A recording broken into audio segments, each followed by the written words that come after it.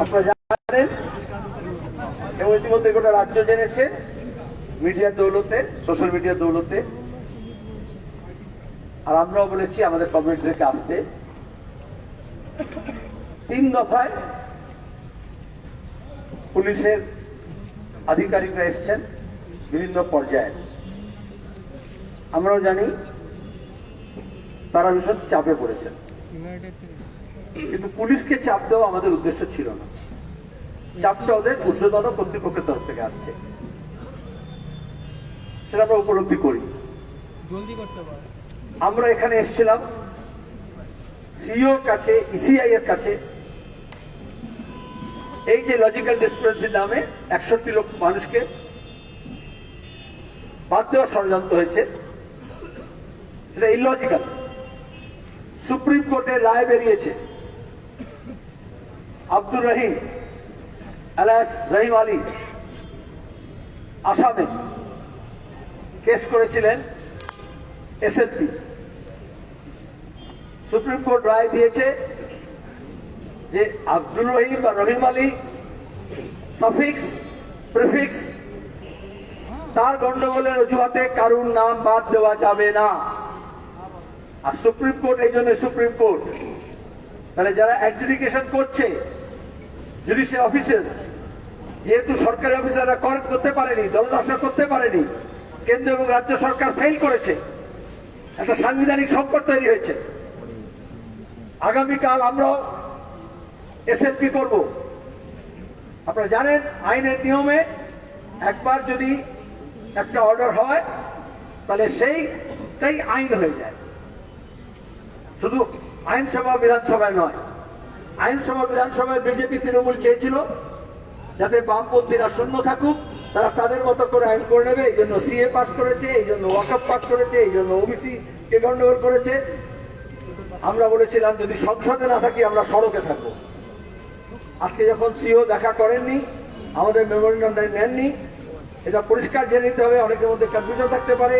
আমরা ইসিআই কে জানিয়েছিলাম, ইসিআই বললেন সব রাজ্যের সমস্যা নিয়ে আমরা ব্যতিব্যস্ত। আমরা সিও কে বলছি, সিও আপনাদের সঙ্গে কথা বলবে। আমরা আগেও সিওর কাছে এসেছিলাম এসআইআর শুরু হওয়ার আগে, এসআইআর চলাকালীন বারবার, কিন্তু আমরা বুঝেছি এরা খুব অপদার্থ। ইচ্ছে করে রাজনৈতিক পরিকল্পনায় জটিলতা বাড়িয়েছে একটা বিশেষ উদ্দেশ্যে, সেটা হচ্ছে বিভাজন করা, ভয় আতঙ্ক তৈরি করা এবং কাউকে মাসিয়া সাজানো। দেখো আমরা করে দিলাম। প্রশাসন ফেল করেছে, এক্সিকিউটিভ ফেল করলে, লেজিসলেচার ফেল করলে জুডিশিয়ারি আসে। আজকে আমাদের এসে পুলিশ যেরকম বলছেন, আসলে বিধানসভায় যদি পাস করে নিত তাহলে এসআইআর রাজ্যে হতো না। সরকার যদি সুপ্রিম কোর্টে যেত, যেমন তামিলনাড়ু কেরালা গিয়েছে, তাহলে হতো না। এখানে রাস্তায় হতো না, সর্ববৃহৎ দলীয় বৈঠক করা হতো। যখন এরকম ক্রাইসিস হয় অল পার্টি মিটিং ডাকা হয়। এখানকার রাজ্য প্রশাসন অল পার্টি মিটিং ডাকেনি। কেরালা ডেকেছে, তামিলনাড়ু ডেকেছে, আসামও ডাকেনি বিজেপি সরকার। তাহলে সরকারের ব্যর্থতা, প্রশাসনের ব্যর্থতা, আইনসভার ব্যর্থতা, তখনই জুডিশিয়ারি বা বিচার ব্যবস্থার কাছে চলে এসছে। আমাদের সংবিধান আইনসভা, জুডিশিয়ারি এবং এক্সিকিউটিভ ভাগ করে দিয়েছে। তাহলে কেন্দ্র এবং রাজ্য সরকার এবং ইসিআই যা করছে তাতে সাংবিধানিক যে কাঠামো সেটা ভেঙে পড়ার উপক্রম হয়েছে। এই 3 ভাগ আলাদা। যখন লেজিসলেচার ফেল করে এক্সিকিউটিভ পাওয়ারফুল হয়ে যায়। পুলিশকে দিয়ে সব কিছু করা হচ্ছে। ইউপি করুক, দিল্লি করুক, আর আসাম করুক, আর মণিপুর করুক, আর পশ্চিমবঙ্গ করুক, কারণ আইনসভা ছোট জগন্নাথ হয়ে গেছে। লেজিসলেচার ফেল করলে এক্সিকিউটিভ পাওয়ারফুল হয়ে যায়, ব্যুরোক্রেসি পাওয়ারফুল হয়ে যায়। ব্যুরোক্রেসি ফেল করলে তখন জুডিশিয়ারি তাদের আরো বেশি টেন্টাকেল বাড়িয়ে দেয়। মানুষে করে, যখন আজি করে ঘটনা হলো, যখন কলকাতা পুলিশ গিয়ে সাক্ষী সাবুত লোপাট করলো, তার মধ্যে একজন পুলিশ অফিসার এখানে এসেছিল। আমরা তখন বলেছিলাম বিচার বিভাগীয় তদন্ত। কেন্দ্রের পুলিশ, রাজ্যের পুলিশ, সিবিআই বা কলকাতা পুলিশ, তার উপর মানুষের আস্থা নেই। এই জন্য আমরা বলি বিচার বিভাগীয় তদন্ত। আবার এক্সিকিউটিভ এবং লেজিসলেচার, জুডিশিয়ারি ফেল করলে তখন লোকে বলে মিলিটারি আনতে হবে। দাঙ্গা হলে, হাঙ্গামা হলে লোকে বলে মিলিটারি নামান। আমাদের প্রতিবেশী দেশগুলোতে আমরা দেখেছি এই সব তিনটে ডিপার্টমেন্ট ফেল করেছে, বারবার মিলিটারি হস্তক্ষেপ করেছে। আমরা আমাদের দেশে এটা চাই না। এই কলকাতার বুকে এই পরিবর্তনে আনার জন্য আগুন লাগানো হয়েছিল বামফ্রন্টের আমলে। আজকে যারা মন্ত্রী তারা করেছিল, কলকাতা আমরা মিলিটারি নামিয়েছিলাম। আজকে কেন্দ্রে যারা সরকার আছে, বাবুল মসজিদ ভাঙার পরে দাঙ্গামা করেছিল, আমরা মিলিটারি নামিয়েছিলাম। এখন দাঁড়িয়ে আমরা ওই অবস্থায় যেতে চাই না। আমরা এক্সিকিউটিভকে বলেছি, তারা ফেল করেছে। ডিএম, বিডিও, এসডিও সবাইকে বলা হয়েছে, তারা ফেল করেছে ডেলিভারিটি। তাদের মধ্যে কিছু ভালো লোকজন আছে, যেমন পুলিশের মধ্যে কিছু ভালো লোকজন আছে। সবাইকে আমরা এক রঙে রাঙাই না। একটা দলই কত রকমের রং থাকে। সেদিন জওয়াহর সরকার বলেছেন ব্যুরোক্রেসিতে অনেক ভালো ভালো লোকজন আছে, কিন্তু তাদের কাজ করতে দেওয়া হচ্ছে না। তাহলে এই যে লজিক্যাল ডিসক্রিমিনেশন নামে আটকে গেল, এটা হচ্ছে এক্সিকিউটিভকে কাজ করতে দেওয়া হয়নি ইচ্ছে করে। এখন এখানে পুলিশ এর আধিকারিক এসে বললেন, এক কথা বললেন, প্রথমে আপনাদের পারমিশন নেই। আমরা বললাম আমরা তো এসেছিলাম এখানে জমায়েত করে ডেপুটেশন দিতে, মেমোরান্ডাম দিতে, কিন্তু কেউ নেই। আমরা বলেছি যতক্ষণ না নেবে ইসিআই বা সিও প্রতিনিধি, সিও, তখন আমরা ততক্ষণ পর্যন্ত থাকবো। সিও আসেননি।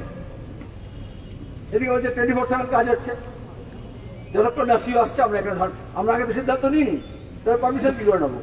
দুই, আমরা বলেছি আমাদের রাজ্যের মুখ্যমন্ত্রী বা তার প্রসঙ্গতা যখন করে তখন কোনো পারমিশনের দরকার হয় না। আগে বলেছি আমার, এখন পারমিশনের কথা বলছেন না। আমরা বলছি কালকে সকালে আমরা হাইকোর্টে যাবো, বিকেল ব্যবসায় কথা হয়েছে, কালকে আমরা জমায়েত করবো বিকেলে, পারমিশন হাইকোর্ট দেবে। কারণ একটা দলকে দেবে, একটা দলকে দেবে, এটা হতে পারে না। কোর্টের পারমিশন নিয়ে আমরা করি, তো পারমিশনের কথা ওরা বলেননি। যান চলাচল ব্যবস্থা বলেছে, যেটা অনেকটা যুক্তিগ্রাহ্য। আমরা এই জন্য বলেছিলাম যে পেছন দিকটা একটু সরে আসি, যাতে আজকে ছুটির দিন, কিন্তু কালকে থেকে তার ছুটি থাকবে না। আর এটা হচ্ছে কলকাতার হাব বিজনেস সেন্টার, এবং হাওড়া স্টেশন, ধর্মতলা, এই নেতাজি চত্বর, বিউটি বাগ। আমরা আন্দোলন করছি মানুষের স্বার্থে, মানুষের ভোটাধিকারের জন্য। মানুষের কোনো অসুবিধে হোক সেটা আমরা চাই না, কিন্তু প্রিজন ভ্যান, বাস, ম্যাডাম আরজিকর কাণ্ডে বিখ্যাত, তাকে নিয়ে এসে আমাদেরকে ভয় দেখাবে। আমরা বলেছি, ভাষা বলবো, মোরা ভয় করবো না, ভয় করবো না, মরার আগে মরবো না। আপনারা আলোচনা করতে এসছেন, পুলিশ অফিসারদের বলেছি আপনাদের ওই প্রিজন ভ্যান আর ওই বাসগুলোকে সরিয়ে দিন। যান চলাচলের অসুবিধা হবে বলে আমাদের সরতে বলছেন, আর নিজেরা রাস্তা জুড়ে বাস আর প্রিজন ভ্যান রেখে দেবেন, এটা হতে পারে না। ডাবল স্পিড, দুটো আইন হতে পারে না। এখন দাঁড়িয়ে আমরা এখানে যারা, ওরা আবার রিকোয়েস্ট করেছিলেন, আমরা বলছিলাম আগে সরিয়ে দিন, তারপরে ডায়লগ। गोली और बोली दोनों एक साथ नहीं होता है। गोली चलाएंगे और फिर बोली करेंगे, ऐसा नहीं होगा। चाहे वो ईरान में हो, चाहे वेनेजुएला में हो, चाहे दिल्ली में हो, चाहे कलकत्ते में हो। If you want to have a dialogue, तो बंदूकेर नलटा घुरिए निन, ढाल तलवार देखिए। सीपीआईएम, सीपीआई, आरएसपी, फरवर्ड ब्लक, বামফ্রন্ট, সিপিএম এর লিবারেশন, বামপন্থীদেরকে পুলিশের ভয় দেখিয়ে আলোচনা করানো যায় না। আমি ধন্যবাদ জানাবো কলকাতা পুলিশের, যতই চাপ থাকুক তাদের উপরে। আপনারা দেখেছেন প্রিজন ভ্যান এবং বাসগুলোকে তারা সরিয়েছেন। এই জন্য আমরা পুলিশের যে আধিকারিকরা কথা বলতে এসছেন তাদেরকে ধন্যবাদ জানাচ্ছি। তারা কথা শুনেছেন, কথা রেখেছেন। আমাদের এখন এইখানে ধর্ণা চলবে সারা রাত, এবং এই ঘন্টায় ঘন্টায় এসে বারবার ডিস্টার্ব করা যাবে না। গাড়ি যাতে এখানে কোনো বিএমডব্লিউ গাড়ি এসে, আমি বলেছি বিএমডব্লিউ এসে মেরে রেখে দায়িত্ব নেবে। আজকাল তো হয়। আর এখন তো তৃণমূলের সব সোনার চেন নিয়ে ঘুরছে যারা, কুকুরের বাকলাস নিয়ে মতো, তাদের তো সব দেশি বিদেশি অনেক গাড়ি আছে। এই কলকাতাতে হয়েছে, প্যারেডে হয়েছে, অন্য জায়গায় হয়েছে। সুতরাং ওরা বলেছেন আমরা দায়িত্ব নেব। আমরা একটা ফ্ল্যাঙ্ক ছেড়ে দিয়েছিলাম। ওরা তখন থেকে চাইছিলেন যে আরেকটা লেন যাতে এদিকে সরানো হয়, কারণ দুমুখ গাড়ি চলবে না, বা ওদের যা ট্রাফিক প্ল্যান আছে সেটা ওরা বলেছেন। আমি অত জানি না, গাড়ি ঘোড়াও বেড়েছে। আমাদের আরো কমরেডরা আসবেন, আমরা চাইছি অবস্থা রাতভর চালাবো, এবং আবার ওপর থেকে কেউ সিদ্ধান্ত নিতে পারে না তো এই ঘাট ও ঘাট ঘুরে কালীঘাট যাবে। আর কালীঘাট থেকে একটাই ব্যাপার আছে, প্রতিবাদ শুধু মমতা করবেন, অন্য কেউ করবে কেন? সে সিএ নিয়ে হোক, ওয়াকফ নিয়ে হোক, যে কোনো ব্যাপারে। তো আমরা বলেছি আমরা প্রতিবাদ করব, আমরা রাস্তায় থাকবো, কিন্তু মানুষের কোনো অসুবিধা যাতে না হয়। কাল সকাল থেকে ওয়ার্কিং ডে, কয়েকদিন ছুটির পরে, এই জন্য কমরেডরাও ছড়িয়ে ছিটিয়ে আছেন, তার থেকে একটা সাইডে তারা বসবেন, এবং যত মানুষ আছেন তার ক্যাপাসিটি অনুযায়ী জায়গা আমরা করে দেবো। একটা লেন ওরা আগে থেকে দেখবেন এখানে ডাবল গার্ডার করে রেখেছিল। আমাদের যখন জমায়েত এসছে, অনেক লোক ছিল, আমরা পুলিশকে বলেছিলাম, এবং ওরা অনেকটা সাইডে সরিয়ে দিয়েছিলেন। আমরা সামনেরটা এগোচ্ছি না, কিন্তু সাইডে আমরা এখন রাতের জন্য আবার এবং কাল সকালের জন্য একটা লাইন এদিকে ছেড়ে দিচ্ছি।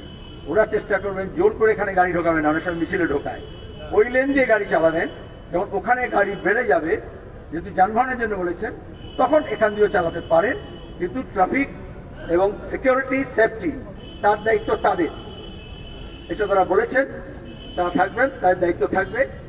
কারণ শুধু সাইনবোর্ডে লিখে দিলে safe drive, safe life, safe drive, safe drive হয় না, সেটা করে দেখাতে হয়। আমরা এখানে এই যে ডাবল যে আছে, আমরা কেউ টপকাবো না, আমরা এদিকে একটা লেন ওরা সরিয়ে নেবেন, আমরা এই ডান দিকে দুটো লেন ধরে, এটা 3 লেন রোড আছে বা 2 লেন রোড আছে, একটা লেন গাড়ি যাওয়ার মতো করে আমাদের কমরেডরা পর্যবেক্ষণ করবেন, ওরা সরাবেন কথা অনুযায়ী, ভদ্রলোকের চুক্তি। এবং তারপরে যখন জমায়েত যেরকম বাড়বে, সেরকম people will occupy this place. Thank you. আশা করি কমরেডরা সহযোগিতা করবেন, ওনারাও সহযোগিতা করবেন, কিন্তু সবাইকে এখানে বসে রাখতে হবে। আমরা দেখবো লেনটা কত জমায়েত হচ্ছে, যতটা পারেন আপনারা এই আমার ডান দিকে, আপনাদের বাঁ দিকে, গোটা রাজ্যের মানুষকে বলছি, আপনাদেরও বলছি, এদিকে মুখ করে বাঁ দিকে সরে যান। ধন্যবাদ। এবং বলে দিয়েছি, যদি জমায়েতটা বড় হয় এখনো রাখতে, আমরা পেছনে যতটা ছেড়েছি ততটা বড় হয়ে যাবে। এই সমস্ত মানুষকে কিন্তু অ্যাকোমোডেট করতে হবে। আমরা পেছনটা জায়গা প্লাস্টিকে নিয়ে যাবেন, এখান থেকে প্লাস্টিকটা অন্যভাবে পাতবেন যারা ভলেন্টিয়ার আছেন। তারপরে ওরা ওদের এই রেলিংটা, আমরা চওড়ায় ছোট হব, লম্বায় বড় হব, সেটাই আমরা চাই।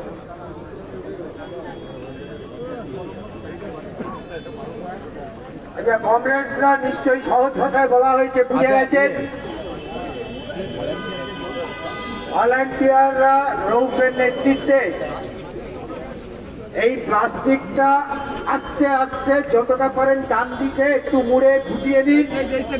আর সেলিমদা যেভাবে বললেন, আমার ডান হাত অর্থাৎ আপনাদের যারা দাঁড়িয়ে আছেন তাদের বাঁ হাত ধরে আপনারা এবার বসে পড়ুন। আমরা খুবই কষ্ট করে তাৎক্ষণিক এই অবস্থান চালাচ্ছি। তাৎক্ষণিক অবস্থানের জন্য এখানে ত্রিপলের ব্যবস্থা ছিল না, পরে সামান্য ত্রিপলের ব্যবস্থা করা গেছে। সব কমরেডের জন্য খাবার কোনো ব্যবস্থা করার মতো সময় পরিস্থিতি ছিল না। 2-4 জন যে অল্প খেতে এসছেন, বাকিরা কার্যত খালি পেটেই অবস্থান হয়তো আমাদের চালাতে হবে। দিন হচ্ছে ওরা আস্তে আস্তে যতটা স্পেস আপনারা ছেড়ে রাখতে পারলেন এই পারপাসটাকে মিটিগেট করবার জন্য, তত ওরা আস্তে আস্তে পরিকল্পিত হবে, পরে ওদের পরিকল্পনা কার্যে বাস্তবায়িত করবেন। আপনারা আগে সুশৃঙ্খল ভাবে এটা সাজিয়ে নিন, আর আপনারা বসে পড়ুন। এখন আমাদের অবস্থানের কার্যসূচি চলবে, অবস্থান সারা রাত চলবে। আপাতত এখানে লাইভ শেষ করছি। যে কোনো পরিস্থিতি, কোনো সিচুয়েশন যদি বেগতি ঘটে, অবশ্যই লাইভে আসবো, চেষ্টা করবো। সেটা কার্যকরের মতো ঘটনা ঘটতে পারে, এরকম কিছু বারবার পুলিশের যা মতিগতি দেখছি, সেই ঘটনা ঘটাতে তারা পারে। এখন ভাস্কর মুখার্জি তিনি তার হারিয়ে যাওয়া গানটা খুঁজে পেয়েছেন। তিনি সেই গানটা অবস্থানে পরিচালনা করছেন। হ্যাঁ,